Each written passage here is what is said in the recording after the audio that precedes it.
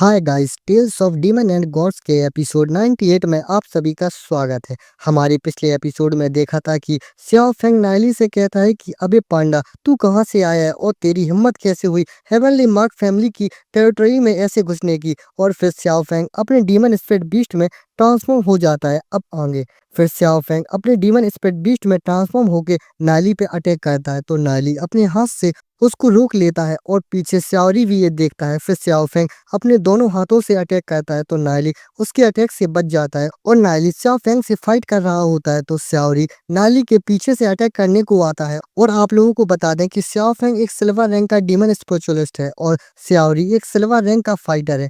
फिर नाइली अपने पैर से किक मार के स्याओरी को दूर करता है और अपने हाथों के अटैक से स्याओ फेंग को दूर हटाता है, तो स्याओरी नाइली की एक किक से लुढ़कते हुए दूर गिरते हुए जा रहा होता है।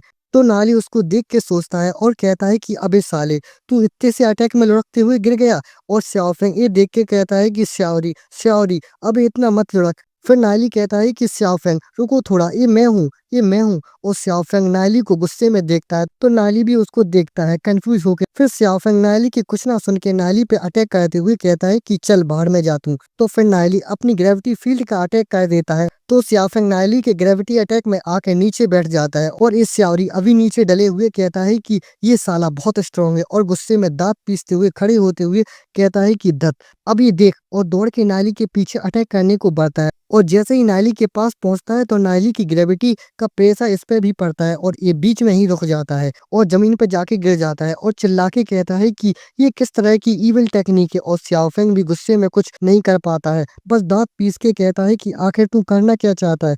तो नाइली कहता है कि तुम लोग पहले से फाइट करना स्टार्ट मत कर दिया करो बिना कुछ सुने। फिर नाइली धीरे धीरे से अपनी नॉर्मल फॉर्म में आता है और नाइली कहता है कि मैंने पहले ही कहा था कि ये मैं हूँ। और स्याओरी ये देख के तो शॉक हो जाता है और जल्दी से दौड़ते हुए नाइली के पास आता है और कहता है कि नाइली। और फिर शौक होके उस गड्ढे को देखता है तो जो नाइली ने अपने अटैक से किया होता है, और फिर नाइली की तरफ देखता है और फिर टूटे पेड़ को देख के कहता है कि क्या ये सब तुमने किया है। तो नाइली कहता है कि हाँ, और कोई दिख रहा है क्या तुझे यहाँ। और कहता है कि मैं अपनी ट्रेनिंग के बीच में था और तुम लोग आए और सीधे अटैक करके फाइट करने लगे। तो स्याओरी शौक में कांप रहा होता है और स्याओ फेंग नर्वस होकर चौंक रहा होता है।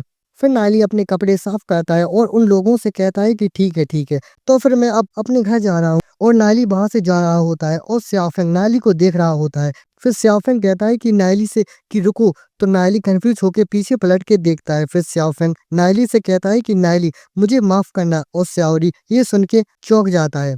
फिर नाइली मुस्कुराते हुए कहता है कि ओ ठीक है, वैसे मुझे ही माफी मांगनी चाहिए थी। और कहता है कि मैंने अपनी ताकत को कंट्रोल नहीं किया और स्याओरी को किक मार दी तो वो गिर के लुढ़क गया। तो ये सुन के स्याओरी अजीब सा फेस बना के नाइली को देखता है।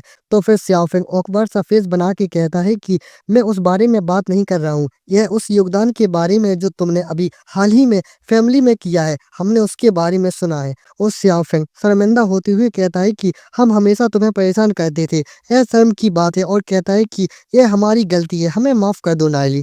और स्याओ फेंग स्याओरी को रैप्टा मारता है कि चल तू क्या देख रहा है ऐसा, तू भी माफी मांग नाइली से। तो फिर वो दोनों सर झुका के नाइली से माफी मांगते हैं। फिर नाइली हंसते हुए कहता है कि हाँ, यह कोई दिक्कत नहीं है। और मन में सोचता है कि ये दोनों भाई पहले लोगों को परेशान करना पसंद करते थे, लेकिन ये अच्छे लोग हैं। मेरी पिछली जिंदगी में ये दोनों फैमिली के लिए लड़े भी थे। फिर नाइली कहता है कि ये बस पुरानी बातें हैं, भूल जाओ इन्हें। और जाते हुए कहता है कि हम सब एक फैमिली के सदस्य हैं, हेवनली मार्क फैमिली। हमें एक दूसरे से दूर नहीं रहना चाहिए। उन एलेक्सा का उपयोग करो जो परिवार ने तुम्हें दिए हैं और अपनी ताकत बढ़ाओ। और कहता है कि हमारी एकता ही हमारी फैमिली को आगे बढ़ा सकती है एलेक्सा के अलावा। और कहता है कि मैं तुम लोगों को और अच्छी फाइटिंग टेक्निक पेटियाज के द्वारा भिजवा दूंगा सबके पढ़ने के लिए। और फिर नाइली एक एलेक्सा की बोतल को स्याओ फेंग को देता है और कहता है कि ये एलेक्सा मुझसे एक तोहफे के रूप में ले लो और ट्रेनिंग करते रहो। तो स्याओ फेंग और स्याओरी अजीब सा फेस बना के नाइली को देखते हैं और कहती है कि नाइली। फिर नाइली कहता है कि मैं अब जा रहा हूँ। फिर शाम के समय नाइली के घर को दिखाया जाता है। फिर नाइली गेट खोलता है और कहता है कि यो पेट्रियार्क, क्या आप आखिरकार मुझे खजाने के कमरे में ले जा रहे हैं। तो पेट्रियार्क भी ये सुन के बस हूँ कहते हैं। फिर पेट्रियर्क अंदर आके हंसते हुए कहते हैं कि हाँ, आजकल फैमिली बहुत बेस्ट है, तुम तो ये जानते हो। और पेट्रियार्क कहते हैं कि ग्रैंडपा तुम्हें कल ले जाएंगे फैमिली ट्रेजरी में। फिर नाइली एक टेबल पर जाते हुए कहता है कि पेट्रियार्क ठीक है, कोई बात नहीं, कृपया आप यहाँ बैठे। और कहता है कि तो फिर आज पैट्रिया का यहाँ कैसे आना होगा। फिर नायली और पैट्रियाज एक टेबल पे बैठे होते हैं और पैट्रिया कहते हैं कि टैलेंट टूर्नामेंट के लिए। फिर पैट्रियाज कहते हैं कि यह टूर्नामेंट मेजर फैमिलीज में से एक आयोजित करती है। इसमें लगभग 1/3 शक्तिशाली परिवार के लोग शामिल होंगे। यह एक फाइटिंग का टूर्नामेंट है जिसमें यंगर जनरेशन की परीक्षा ली जाएगी।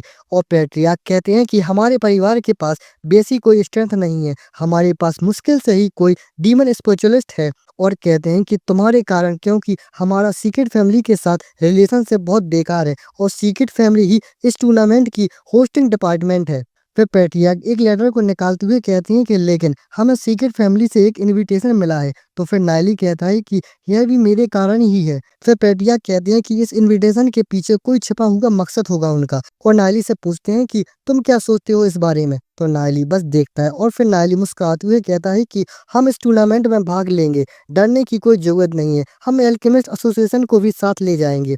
फिर पैट्रियार्क नर्वस होकर कहते हैं कि केवल तुम ही एल्केमिस्ट एसोसिएशन को बुलाने की हिम्मत रखते हो। फिर पैट्रियार्क नायली से कहती हैं कि तो मैं तुम्हें एल्केमिस्ट एसोसिएशन को एक लेटर लिखने के लिए कहूंगा। तो नायली भी यह कह देता है। फिर पैट्रियार्क कहती हैं कि इस टूर्नामेंट में तुम्हारे पास 3 प्रतिभागी हो सकते हैं और तुम पहले से ही सिल्वर रैंक के हो। फिर पैट्रियार्क नायली से कहती हैं कि क्या तुम भी भाग लेना चाहती हो।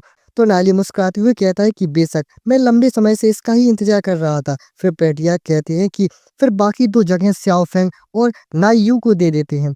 फिर नायली टेबल पर बैठे हुए कहता है कि वे दोनों 2 स्टार रैंक के डीमन स्पिरिचुअलिस्ट है।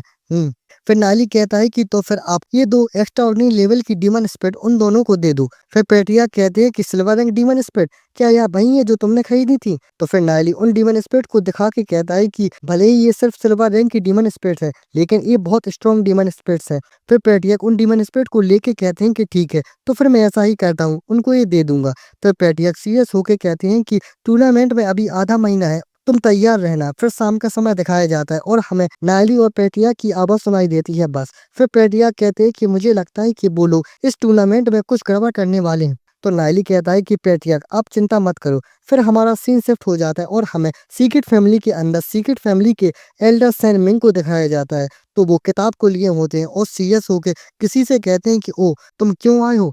फिर वहां सैनफाई खड़ा होता है और वो एल्डर मिंग के पास आता है और कहता है कि मैन अफेयर एल्डर। फिर मैन अफेयर एल्डर कहते हैं कि सैनिंग सैनसाओ तुम लोग भी अंदर आ जाओ। फिर मैन अफेयर एल्डर सैनफाई की तरफ देख के सोचते हैं कि यह बच्चा एक यंग मास्टर जो ब्रांच मेंबर की यंगर जनरेशन से अतुलनीय है, लेकिन फिर भी ऐसे काम करना पसंद करता है जैसे वह मुख्य ध्यान का केंद्र हो। फिर 2 लड़कों को दिखाया जाता है। जो नीले कपड़े पहना होता है उसका नाम होता है सैनिंग और वह 20 साल का होता है और वह 5 स्टार सिल्वर रैंक पे है। और ये दूसरा लड़का जिसका नाम सैन स्याओ है, यह 23 साल का है और यह 1 स्टार गोल्ड रैंक पे है। फिर वो दोनों झुक के मैन अफेयर एल्डर को ग्रीट करते हैं। फिर सैनफाई कहता है कि एल्डर, मैंने सुना है कि हेवनली मार्क फैमिली ने आपके इनविटेशन का जवाब दे दिया है। तो एल्डर कहते हैं कि हाँ, मुझे उनकी आंसर का लेटर मिला है और कहते हैं कि इसके अलावा नायली भी इस टूर्नामेंट में भाग ले रहा है। तो ये सुन के सैनफाई सीरियस होकर गुस्से में देखता है।